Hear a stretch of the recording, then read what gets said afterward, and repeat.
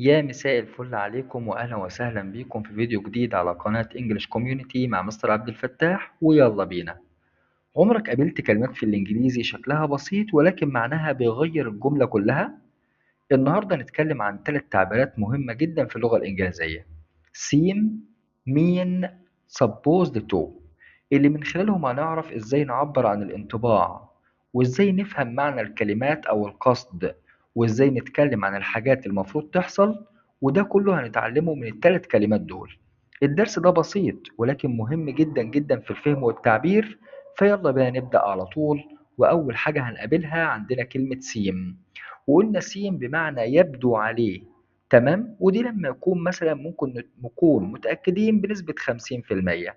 ناخد بالنا بس إن سين لو جات لنا مثلا سين وبعدها نقط، ناخد بالنا إن هي ما بتجيش في الاستمرارية، ما فيهاش اي ان جي، ما بتجيش في المبني المجهول. تمام، يبقى بعدها قبلها مفعول، ما بتجيش بعدها حال. ال3 حاجات دول ما بيمشوش مع سين خالص.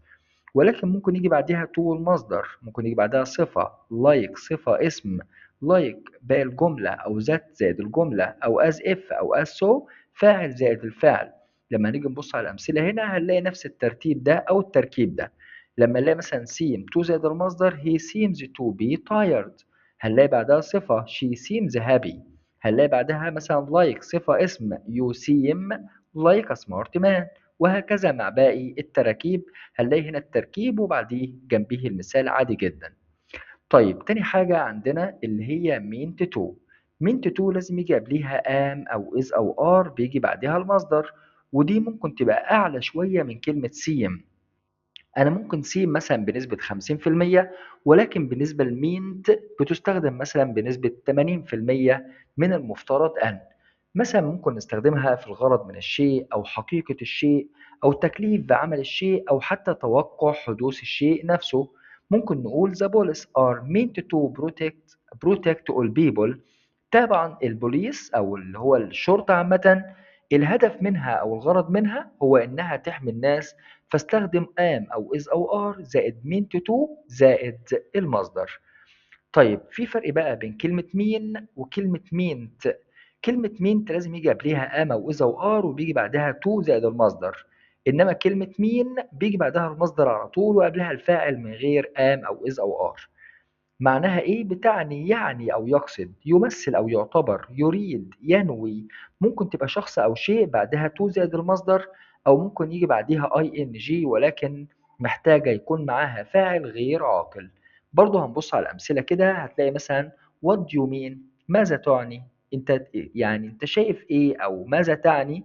I didn't mean to upset her، بقول لا والله أنا ما أقصدش إن أنا أضايقها. عندنا مثلا يمثل أو يعتبر my father means everything، يعني والدي يعتبر هو كل شيء بالنسبة لي. وزي ما اتفقنا ان احنا كده عندنا سيم بنسبة 50، مينت أو مين بنسبة 80. في حاجة أعلى منهم كمان اللي هي be supposed to زائد المصدر. be يعني am أو is أو are، supposed to زائد المصدر وبتستخدم للضرورة والإلزام، ودي أعلى من سيم ومنت. تمام. ممكن تستخدم للتوقع والتنبؤ، النصيحة أو الترتيبات، الخطط لم تنفذ أو الاعتذار. والأمثلة برضو هتوضح لنا حاجة زي كده: He is supposed to cook dinner. It is supposed to rain.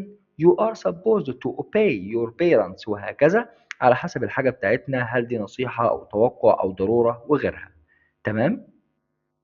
في حالة الاستمرار ممكن نستخدم am أو is أو are supposed to be زائد verbing. وفي حالة التام بنستخدم am أو is أو are supposed to have زائد ال PP.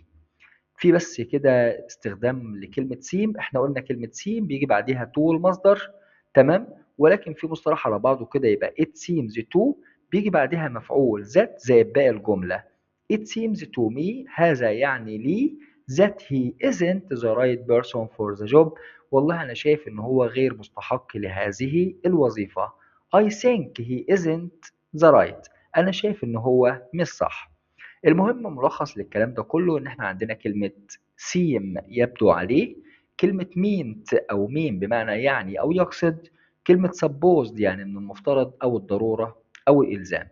وبكده إحنا خلصنا الدرس، وبقى بما إننا خلاص خلصناه فده معناه إن إحنا إن شاء الله عندنا أدوات جديدة بتساعدنا إن إحنا نفهم اللغة الإنجليزية بشكل أدق وتستخدمها أو بنستخدمها بثقة أكبر.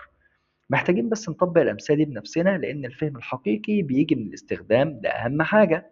ولو في أي نقطة محتاجين توضيح ليها اكتبوها لنا بس في الكومنتات وأنا هشرحها لكم مرة تانية عادي جدا. كان معكم مستر عبد الفتاح من انجلش كوميونيتي، ونشوفكم في فيديو جديد إن شاء الله.